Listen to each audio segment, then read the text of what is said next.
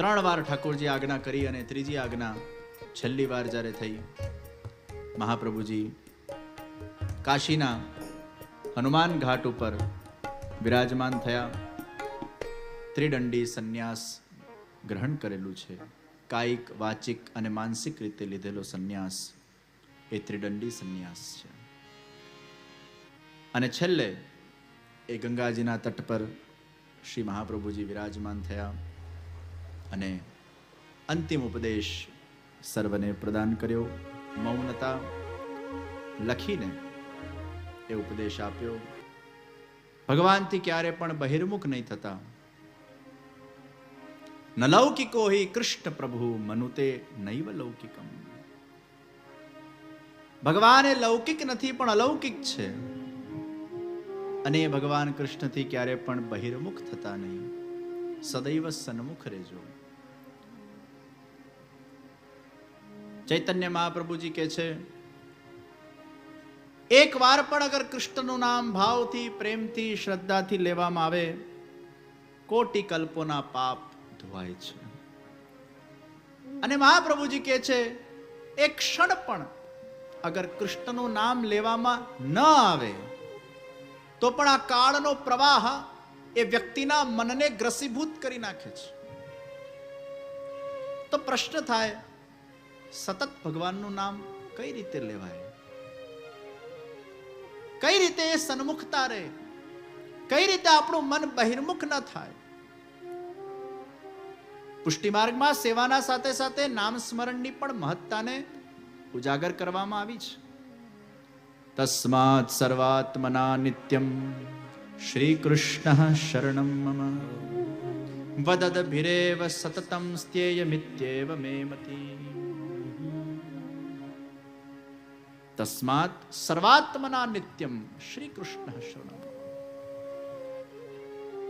એ નિત્ય અષ્ટાક્ષરનું જાપ કઈ રીતે થાય? થઈ શકે. મેં ગઈકાલે એક વાત કરી હતી કે અમુક વસ્તુ આપણે કોન્શિયસ માઇન્ડથી કરીએ છીએ અને અમુક વસ્તુ આપણે સબકોન્શિયસ માઇન્ડથી કરીએ છીએ. અમુક વસ્તુ આપણે કરતા નથી પણ થઈ જતી હોય છે.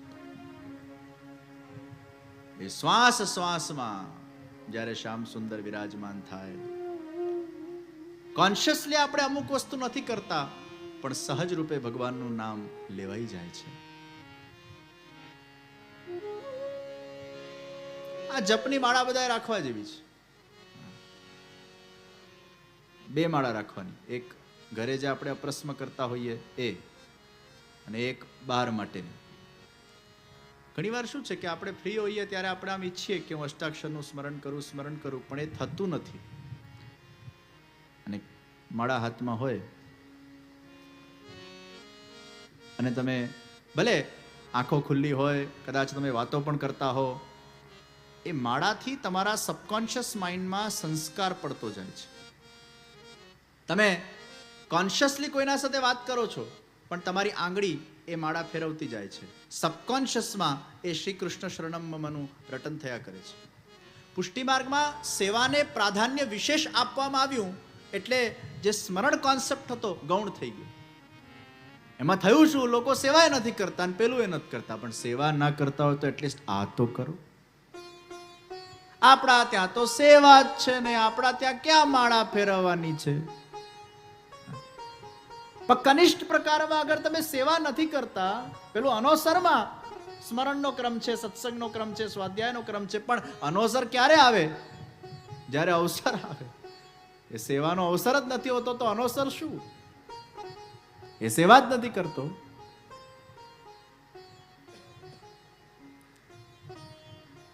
સેવાયામ વા કથાયામ વા યસ્યા શક્તિ દૃઢા ભવેત. તો સેવા કદાચ નથી કરતા કે નથી નિભી રહી, માળા સાથે રાખો. અને તમે જ્યાં બેઠા હો, અષ્ટાક્ષર મંત્ર મનમાં, એનો દોષ નથી. મનમાં અષ્ટાક્ષરનું સ્મરણ થઈ શકે છે. આપણે તુલસીની કંઠીને ધારણ કરીને રાખીએ છીએ. અશુદ્ધ અવસ્થા હોય કે શુદ્ધ અવસ્થા હોય, તુલસીની કંઠી આપણા સાથે ને સાથે રહે છે. આપણા દેહ પર ધારિત કરીને આપણે રાખીએ છીએ. અને તુલસીની કંઠી પણ આપણે ગળામાં એક વ્યક્તિ મને કે અમે આમ રિસ્ટમાં પહેરીએ ચાલે કે ના ચાલે? ગળામાં જ કેમ ધારણ કરવાની? રિસ્ટમાં પહેરી લઈએ તો આમ બ્રેસલેટની બ્રેસલેટ થઈ જાય, આમ તુલસી કંઠી પહેરાઈએ જાય.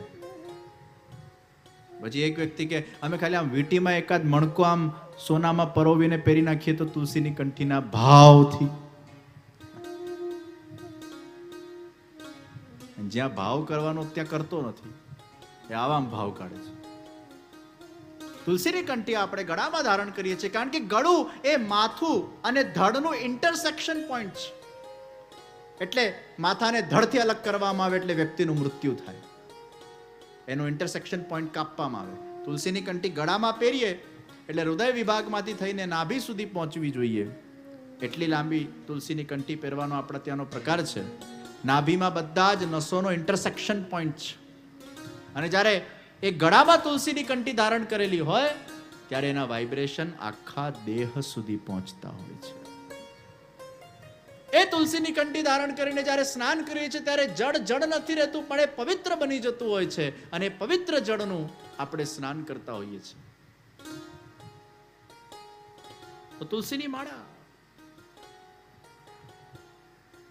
તમે માળાને કર્યા કરો, પછી જુઓ તમારી ટેવ પડી જશે. જ્યાં તમે ફ્રી બેઠા માળા કરો.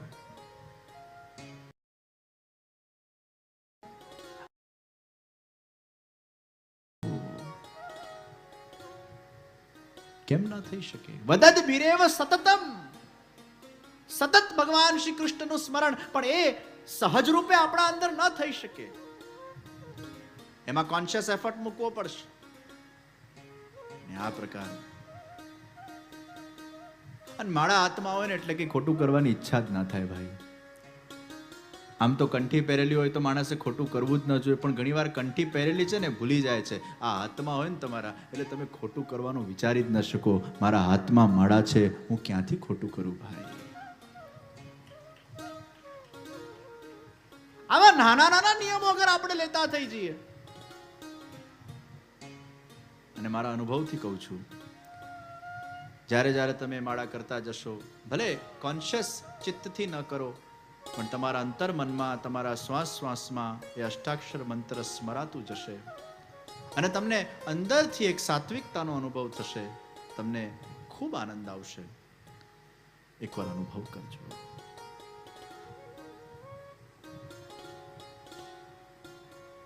ભગવાનમાં જ્યારે પ્રેમ જાગૃત થાય છે ત્યારે સહજ રીતે વ્યક્તિનું મન ભગવાનમાં જોડાય છે. એમાં બહિર્મુખતા નથી રહેતી, કારણ કે એની ઇન્દ્રિયો એ ભગવદ રસથી આપ્લાન્વિત થઈ જતી હોય છે. મેં બીજા દિવસના પ્રવચનમાં કીધેલું કે જ્યારે પ્રેમ થાય તો સ્મરણ સહજ બની જાય છે. સ્મરણ કરવું પડતું નથી, થઈ જતું હોય છે. અપ્રયત્ન ચિત્ત વ્યાપારઃ ઇતિ સ્મરણમ. તો ભગવાનથી બહિર્મુખ થતા નહીં, હંમેશા સન્મુખ રહેજો.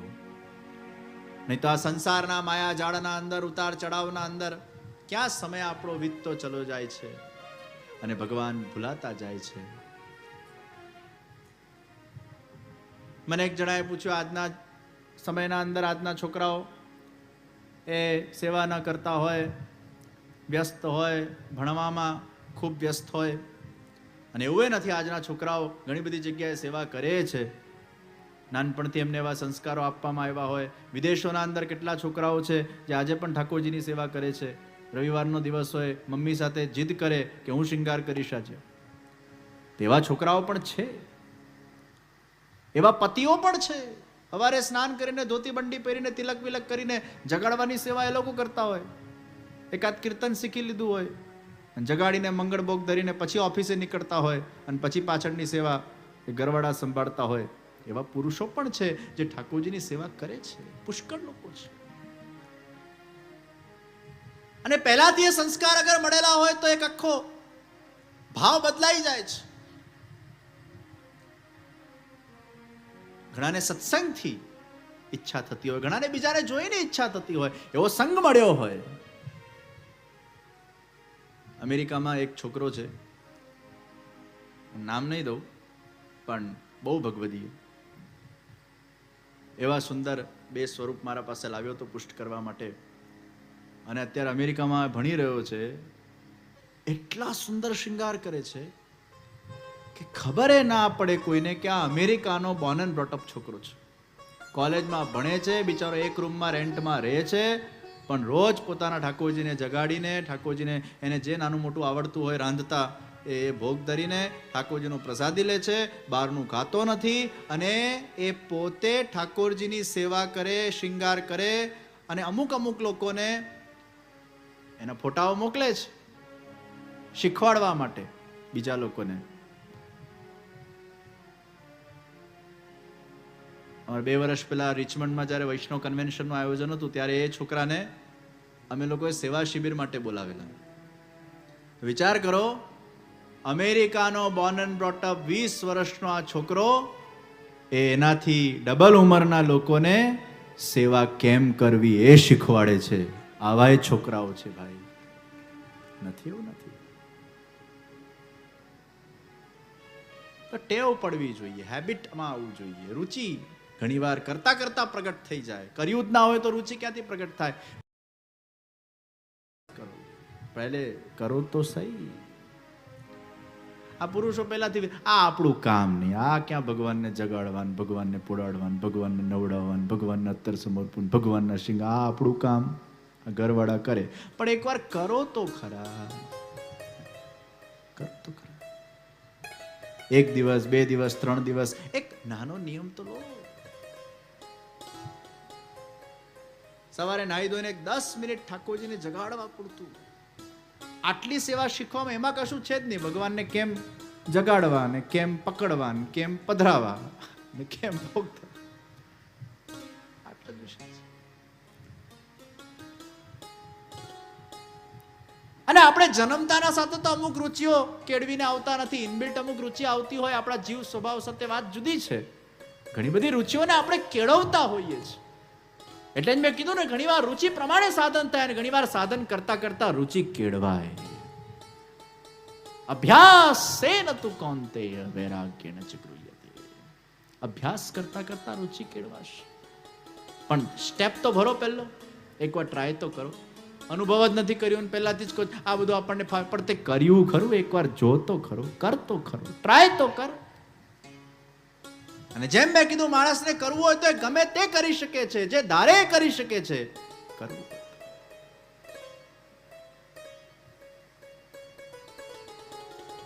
તો ભગવાનથી બહિર્મુખ થતા નહીં.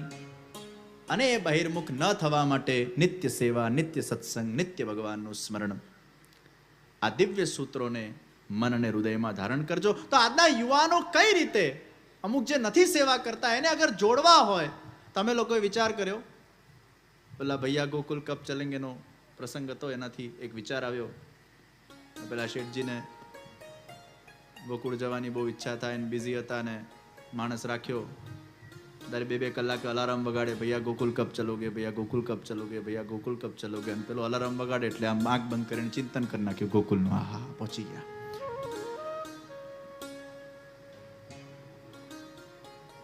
એમ અમે વિવાયો દ્વારા એક એપ્લિકેશન બનાવી. તમારા મોબાઈલમાં VYO એપ્લિકેશન ડાઉનલોડ કરજો, અને એમાં ઠાકોરજીના 8 સમાના દર્શન જીવનના અમુક સમય પર, દિવસના અમુક સમય પર એને થાય એ રીતે આખી એમાં વ્યવસ્થા. એટલે છોકરાઓને આપણે કહીએ છીએ કે તમે સવારે ઉઠો એટલે કુકડે કુથી નહીં ઉઠતા. ઘણા અલાર્મ એવું લગાડે કુકડે કુ વાગતું હોય, ઉઠતા જ એને કુકડે કુ સંભળાતું હોય, કે પેલો કૂતરો ભાવ કરતો હોય એ સંભળાતું હોય. તમે સવારે ઉઠો અને મોબાઈલમાં સેટ કરી નાખવાનું કેટલા વાગે તમારે ઉઠવાનું છે, એટલે એમાં મંગળા દર્શનનો ટાઈમ સેટ થઈ જાય. એટલે તમારા સવારે ઉઠતાના સાથે અલાર્મ વાગે, મંગલા કે દર્શન ખુલ રહે હૈ.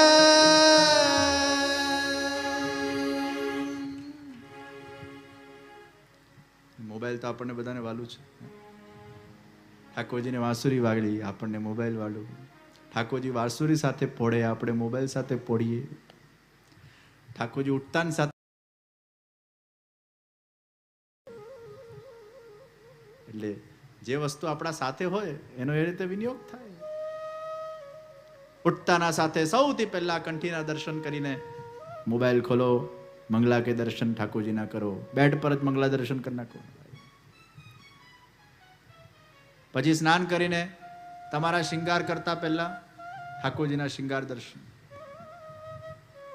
તમારા ભોગ પહેલા એટલે તમે ખાઓ એટલે રાજભોગ દર્શન, ઉત્થાપન દર્શનમાં તમે ગમે તેટલા બિઝી હો, મીટિંગના અંદર અલાર્મ સેટ કરો 5 વાગ્યાનો, ઉત્થાપન કે દર્શન ખુલ રહે હૈ. મીટિંગ ચાલતી હોય 2 મિનિટ ઉભા રહો, ઉત્થાપનના દર્શન કરી લો, સંધ્યાના દર્શન, શયનના દર્શન, ઊંઘતા પહેલા શયનના દર્શન.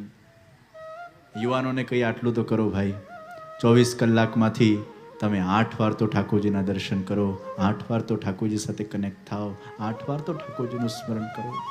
કઈ નહીં તો આટલું તો કરો.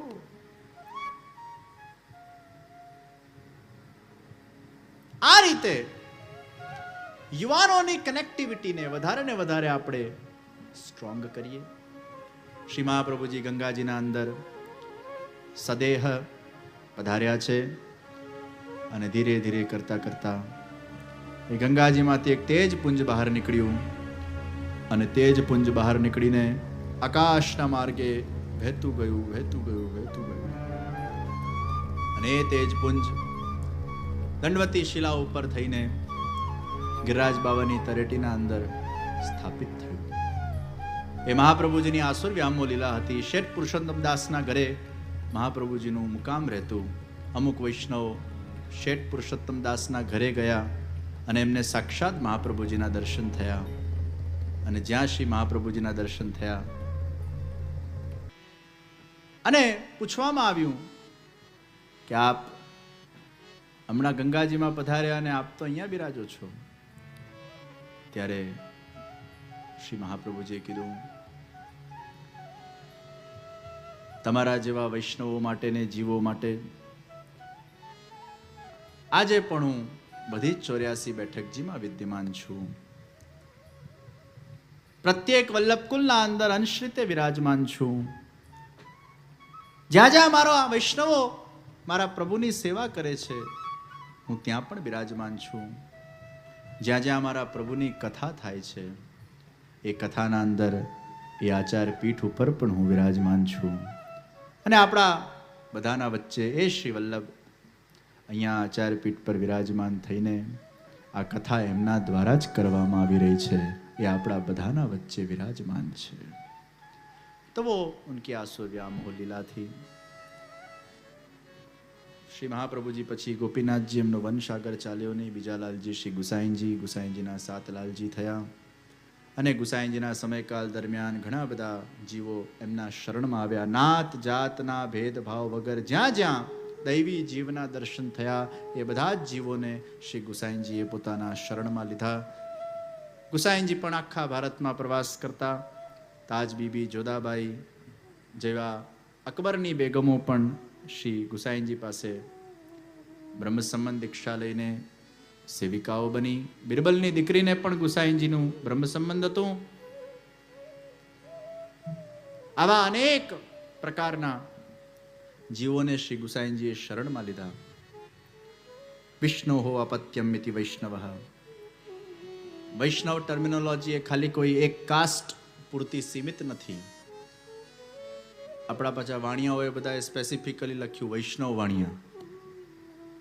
એટલે પછી એવું થયું કે વૈષ્ણવ એટલે ખાલી વાણિયા જ હોય. એ વાણિયા તો વૈષ્ણવ એટલે લખતા હતા કારણ કે વાણિયાઓમાં જૈન પણ બહુ છે. એટલે અમે જૈન નથી એવું કહેવા વાણિયાએ ઇન્ટુ બ્રેકેટ લખ્યું અમે વૈષ્ણવ વાણિયા. એ મંદિર બનાવવા માટે કર્યું. એનું જન્મ જ મંદિર બનાવવા માટે થયું છે. એ ભગવાનનો દૈવી જીવ છે અને વિત્તજા સેવાના માધ્યમથી ભગવાન એને ફલરૂપા માનસી પ્રદાન કરવા જઈ રહ્યા છે.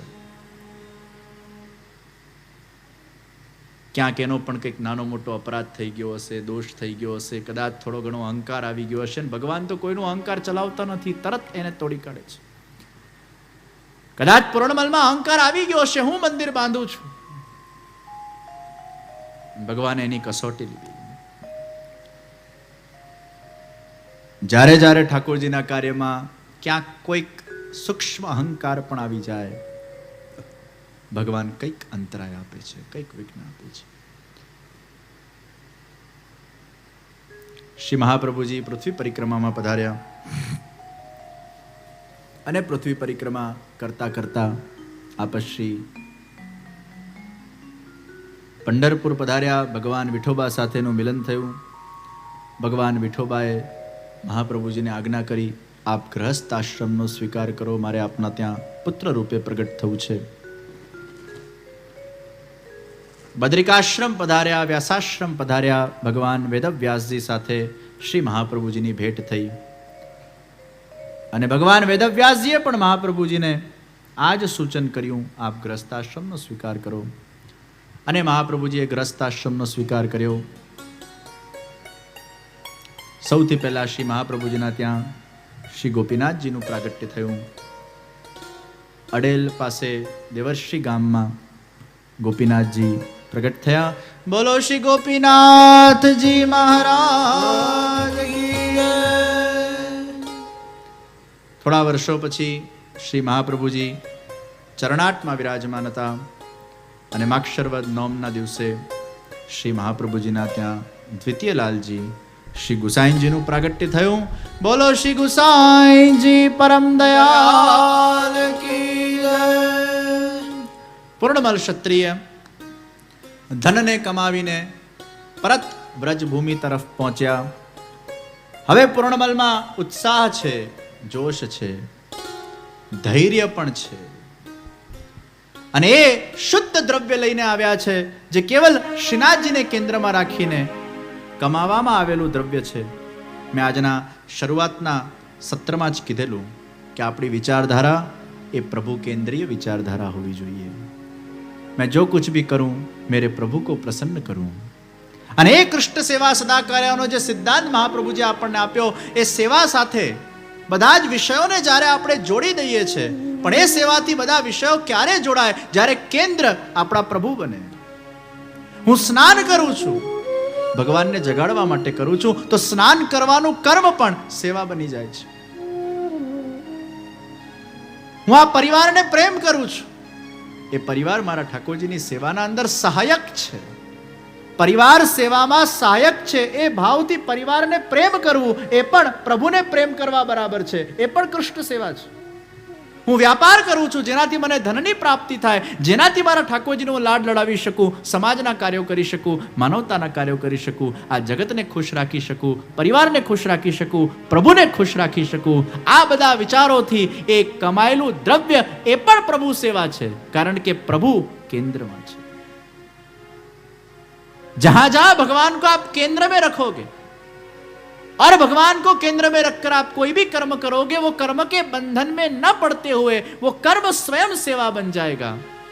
और सेवा का कभी भी बंधन नहीं होता.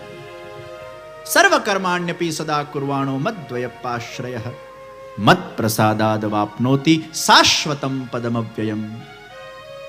मत प्रसादाद, મારી કૃપાથી એને અવિનાશી પદની પ્રાપ્તિ થાય છે. જે વ્યક્તિ મને શરણાગત બનીને, મારો પ્રતિનિધિ બનીને એ કર્મોને સાકાર કરે છે અને એ કર્મ મને અર્પણ કરી દે છે, वो सेवा बन जाता है.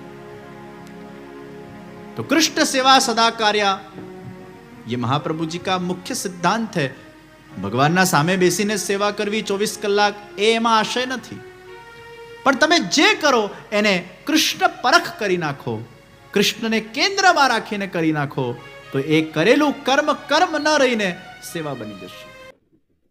શ્રી પ્રભુને પ્યારા શ્રી યમુનાજીના લાડીલા એવા રસિક સત્સંગી વૈષ્ણવોને જે શ્રીના આ વચનામૃત ગમ્યા હોય તો આ વિડીયોને લાઈક કરજો, શેર કરજો અને કમેન્ટ બોક્સમાં જય શ્રી કૃષ્ણ જરૂર લખજો. અને અમારી ચેનલ શ્રી વલ્લભને સબસ્ક્રાઇબ કરવાનું ભૂલશો નહીં. સર્વે વહાલા વૈષ્ણવોને ભાવથી જય શ્રી કૃષ્ણ.